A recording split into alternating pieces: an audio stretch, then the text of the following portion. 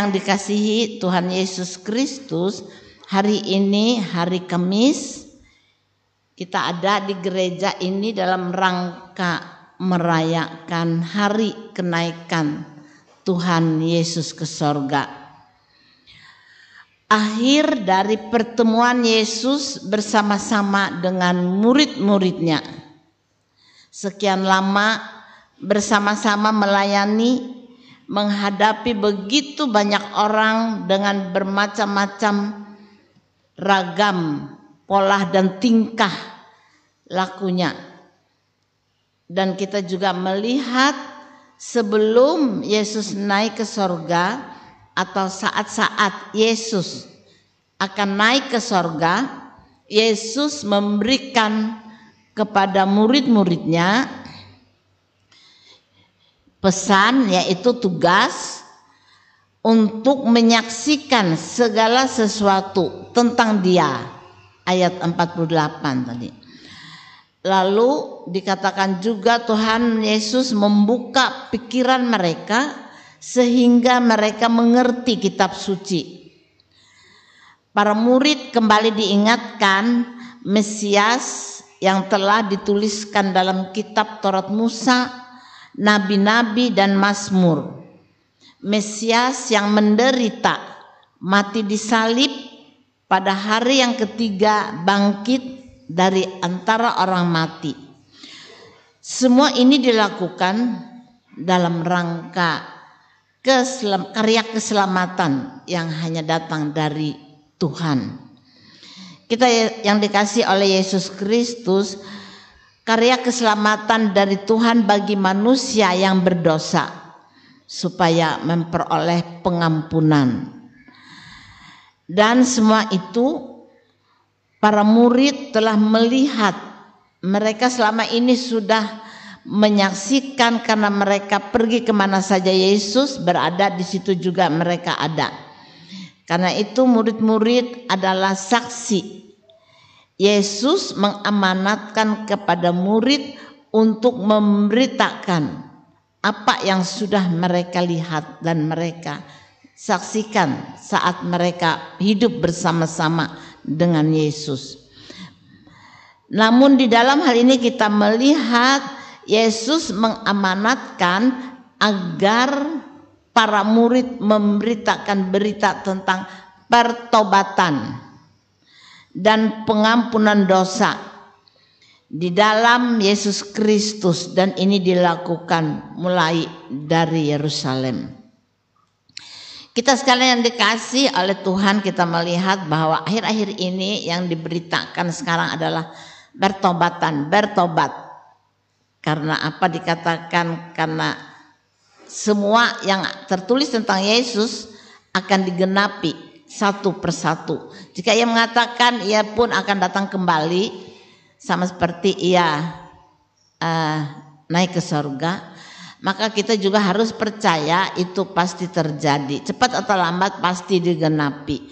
Oleh karena itu hari-hari terakhir ini kita harus memberitakan berita pertobatan, bertobat.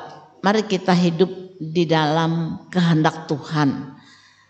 Tidak ada lagi waktu untuk berleha-leha lebih lama, tetapi bagaimana kita berusaha mau hidup sesuai dengan kehendak Tuhan, hidup baru dalam kasih Tuhan. Kita sekalian yang dikasihi oleh Tuhan Yesus Kristus, semua orang harus datang kepada Yesus Kristus. Kenapa? Yang pertama, karena dalam nama Yesus ada kuasa menolong orang untuk menyesali dosa-dosanya dan bertobat. Yang kedua, karena hanya di dalam nama Yesus Kristus ada pengampunan dosa diberikan sehingga manusia boleh selamat. Jemaat yang dikasihi oleh Tuhan Yesus Kristus, dalam Kisah Rasul 4 ayat 12 dikatakan bahwa keselamatan tidak ada di dalam siapapun juga, selain di dalam Dia. D-nya huruf besar berarti dalam Yesus. Sebab di bawah kolong langit ini tidak ada nama lain yang diberikan kepada manusia yang olehnya kita dapat diselamatkan. Kemudian kita juga melihat bahwa Yesus menjanjikan penolong, yakni Roh Kudus. Yesus tahu bahwa tugas yang diberikan kepada murid-murid, kepada orang-orang percaya bukanlah pekerjaan yang mudah. Yesus sangat mengenal siapa murid-muridnya. Dia mengenal siapa kita manusia yang pernah meninggalkan, bahkan yang pernah menyangkal, manusia yang bisa tawar hati dan melupakan Dia, dan bahwa ia pernah mengenal Yesus tapi itu gampang dilupakan. Oleh karena itu, terutama pada waktu itu bagi murid-murid, Yesus belum mengizinkan mereka pergi keluar dari Yerusalem memberitakan Injil sebelum menerima Roh Kudus dulu. Di dalam hal ini kita sekalian yang dikasih oleh Tuhan, kenapa Yesus mengatakan seperti itu, menunggu Roh Kudus? Roh Kudus adalah Roh Allah sendiri yang akan mendampingi dan bersama-sama dengan mereka berjuang di dunia ini dalam rangka melanjutkan misi Allah di tengah-tengah dunia berdosa ini. Yesus tahu kalau tanpa Roh Kudus mereka pasti akan gagal, tidak akan bisa berhasil dalam memberitakan Injil Kristus, membawa jiwa kepada orang lain. Karena apa? Kalau tidak ada Roh Kudus, biar kita ini 1000 kali istilahnya, saking banyaknya mengatakan Yesus kepada orang itu, kalau Roh Kudus tidak ada di dalam hati orang itu ataupun di dalam diri kita yang menyampaikannya, mereka malah mungkin marah dan menolak kalau kita mengatakan Yesus kepadanya. Mereka tidak mau. Tetapi kalau Roh Kudus bekerja, kita percaya Roh Kudus bisa melembutkan hati orang ini sehingga dia bisa menerima Yesus. Dia mengerti bahwa keselamatan itu ada di dalam Yesus dan ditawarkan kepadanya. Roh Kudus di dalam hal ini sangat penting.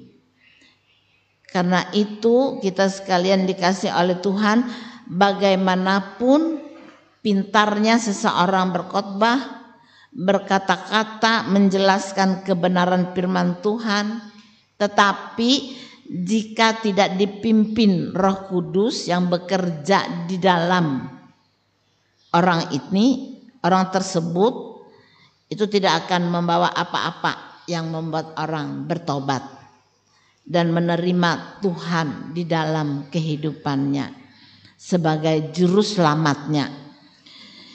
Sama saja seperti kita, kalau tidak ada Roh Kudus bekerja dalam diri kita, mungkin kita sama saja dengan orang lain, susah percaya kalau Alkitab ini adalah firman Tuhan.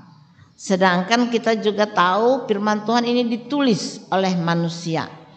Kalau tidak ada Roh Kudus bekerja, mana kita bisa menerima itu adalah suara Tuhan, firman Tuhan buat kita. Kalau tidak Roh Kudus yang bekerja, sehingga kita bisa memahami dan menerima bahwa Alkitab adalah firman yang dituliskan untuk kita, menuntun hidup kita mengenal isi hati Allah, agar kita bisa berada di dalam janji Tuhan yang menyelamatkan.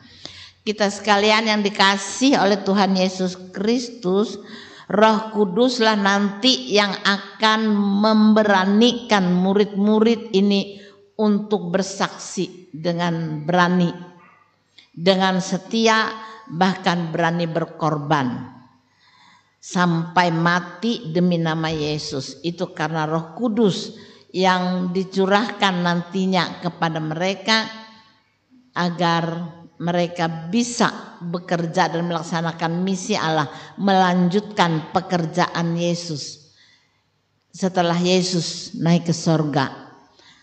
Dan juga kita sekalian sekarang adalah orang-orang yang Tuhan panggil dan yang Tuhan pilih, dan Roh Kudus itu tetap ada dan juga berkarya di tengah-tengah dunia sampai sekarang.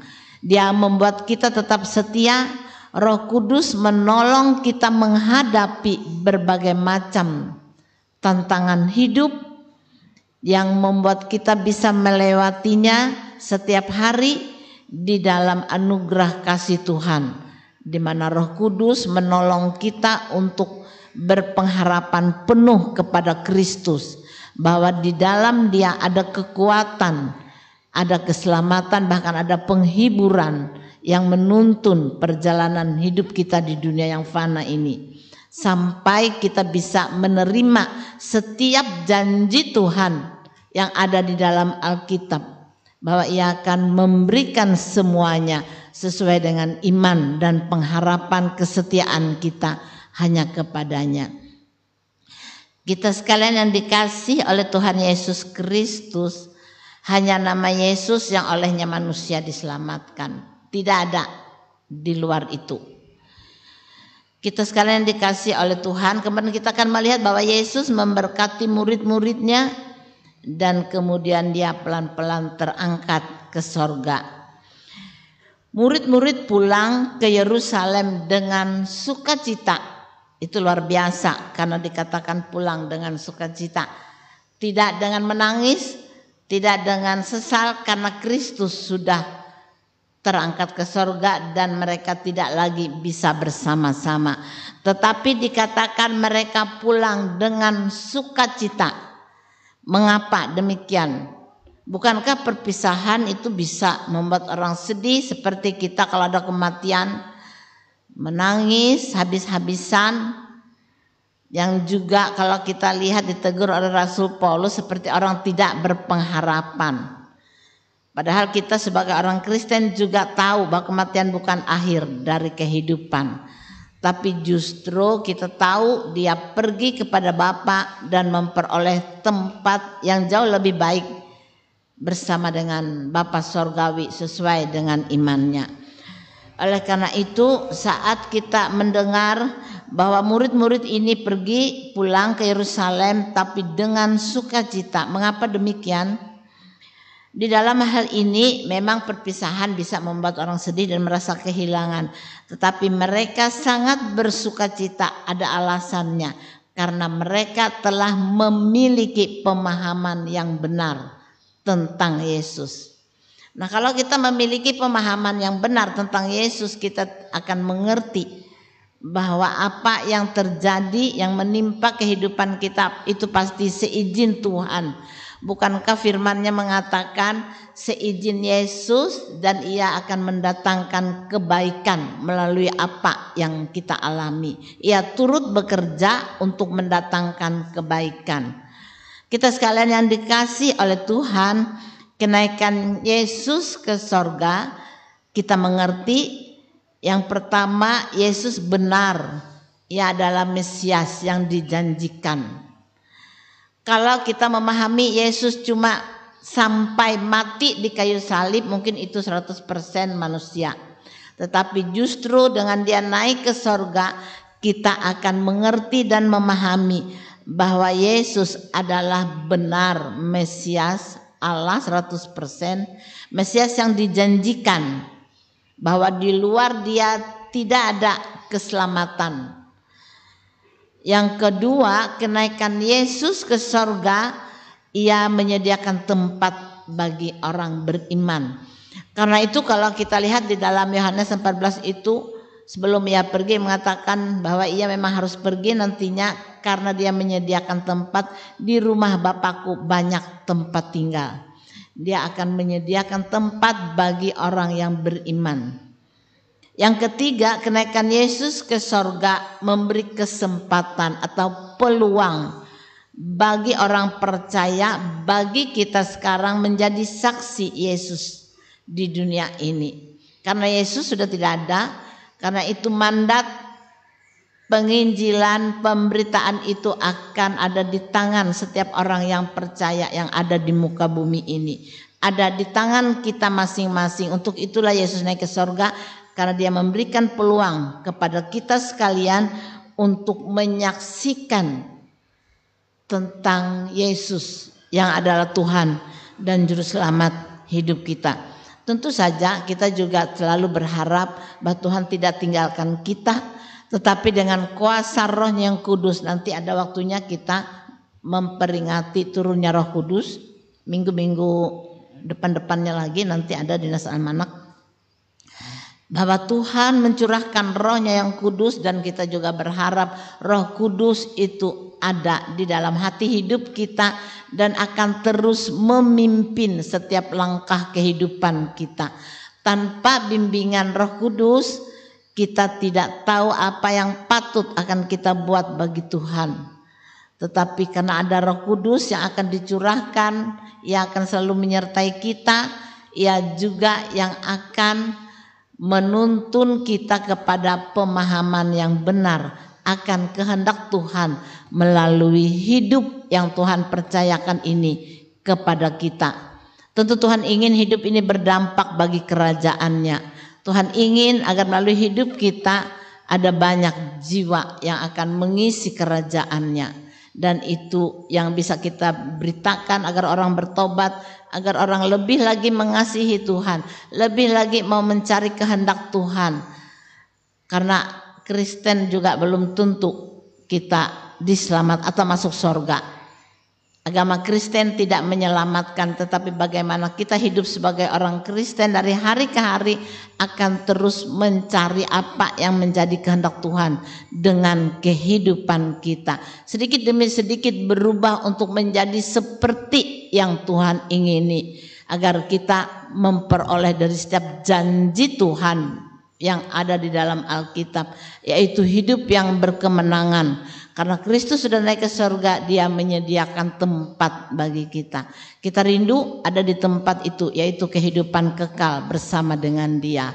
Mari kita kerjakan iman kita dengan sukacita, karena kita tahu kita punya Tuhan yang hidup bagi kita sekalian, yang akan terus menuntun dan membimbing perjalanan hidup ini sampai pada akhirnya. Tuhan memberkati firman-Nya dan iman kita. Amin.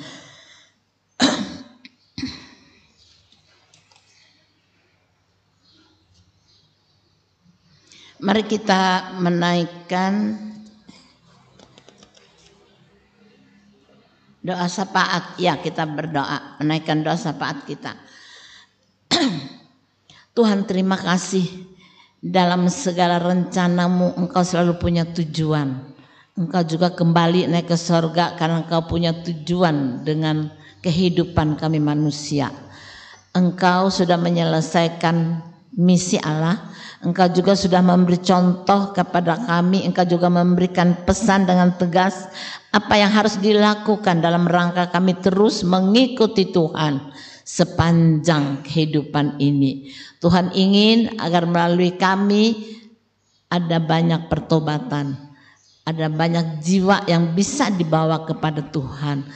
Engkau urapi kami semuanya Tuhan dalam urapan kuasa Roh-Mu yang kudus, sehingga kami semuanya memiliki keberanian percaya, keberanian untuk berkata-kata tentang Engkau, keberanian untuk tetap setia dan teguh berpegang di dalam Tuhan saja.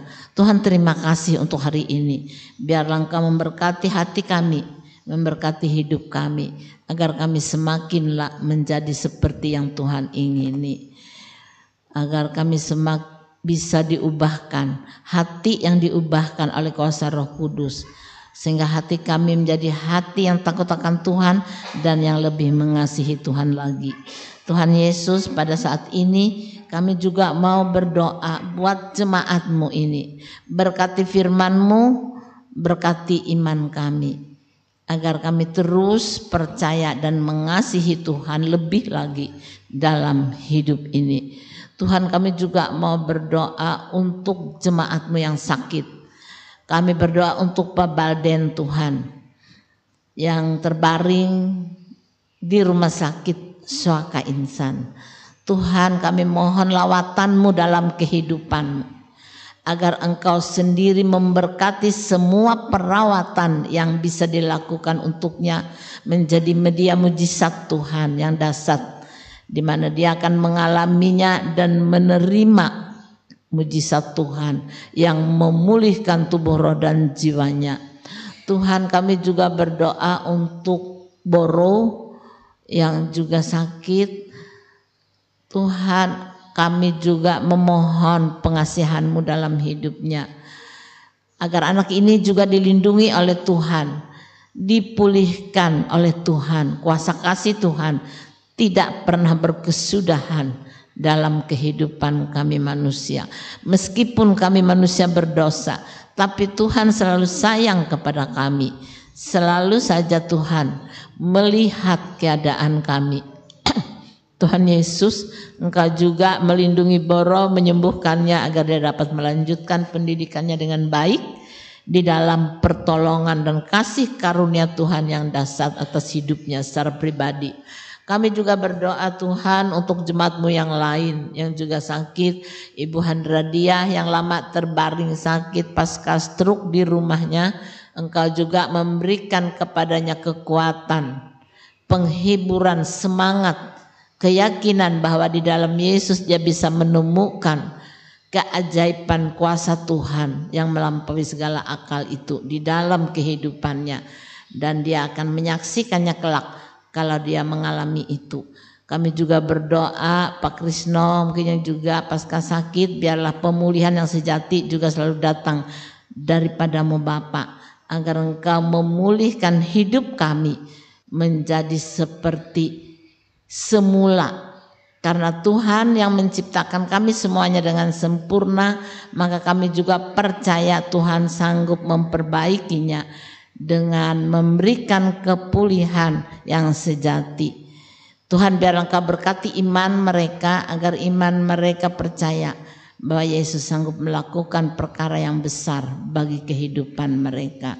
Berikan kami kekuatan terus untuk mengikuti Engkau Bapa, karena hanya di dalam penyertaan Roh yang kuduslah kami akan terus melangkah dari hari ke hari, melewati setiap hari yang masih Tuhan berikan kepada kami dengan segala tantangannya. Biarlah kami menjadi pemenang Tuhan, lebih daripada pemenang sesuai janji Tuhan dalam kehidupan orang percaya.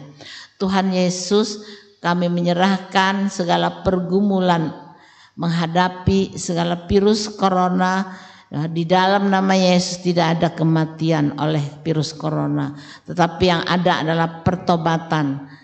Setiap orang mau berlindung di hadirat-Mu Tuhan, karena mereka tahu perlindungan yang sempurna itu hanya ada di hadirat-Mu. Berkati iman kami Bapa, agar kami berlomba-lomba datang lari ke hadirat Tuhan dan menyerahkan hidup kami hanya kepada-Mu Bapa Sorgawi. Terima kasih untuk berkat-Mu dalam segala keadaan. Engkau juga selalu memberkati, menyediakan apa yang kami perlukan.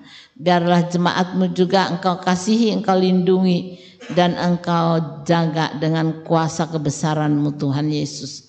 Kami menyerahkan setiap keluarga rumah tangga kami ke dalam tangan-Mu, anak-anak muda kami, anak-anak balita kami, dalam segala pertumbuhannya ke dalam tangan kasih Tuhan, agar Tuhan senantiasa menolong mereka bertumbuh kepada kebenaran kehendak-Mu Tuhan.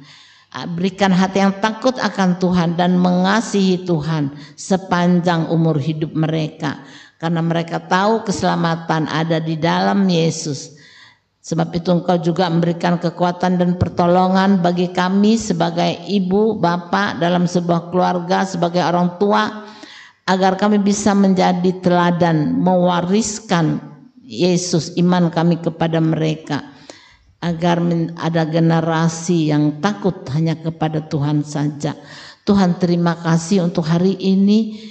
Jika ada yang bersyukur karena mereka boleh ingat hari ulang tahun kelahiran mereka, ulang tahun pernikahan mereka, biarlah ucapan syukur itu dikembalikan kepada Tuhan saja. Karena kehidupan ini ada dan kami bisa menikmatinya, itu karena kasih karunia dan anugerah-Mu Bapa yang Kau berikan dalam kehidupan kami sekalian. Engkau saja yang dipermuliakan Tuhan dan diagungkan, karena Engkau adalah Raja di atas segala raja yang akan memimpin hidup kami, bahkan mengendali perjalanan hidup ini sesuai dengan rancangan dan jalan-Mu yang sudah Engkau tetapkan bagi kami sekalian. Terpujilah Engkau Yesus, dan inilah doa kami. Kami akan bersama-sama mengucapkan doa yang pernah Kau ajarkan kepada murid-Mu dan juga kepada kami sekalian. Mari kita bersama-sama mengucapkannya. Bapa kami yang di sorga, dikuduskanlah nama-Mu, datanglah kerajaan-Mu, jadilah kehendak-Mu di bumi seperti di sorga. Berikanlah kami pada hari ini makanan kami yang secukupnya, dan ampunilah akan kesalahan kami, seperti kami juga sudah mengampuni orang yang bersalah pada kami. Jangan membawa kami ke dalam pencobaan, tapi lepaskan kami daripada yang jahat. Karena Engkaulah yang mempunyai kerajaan, kuasa, dan kemuliaan sampai selama-lamanya. Amin.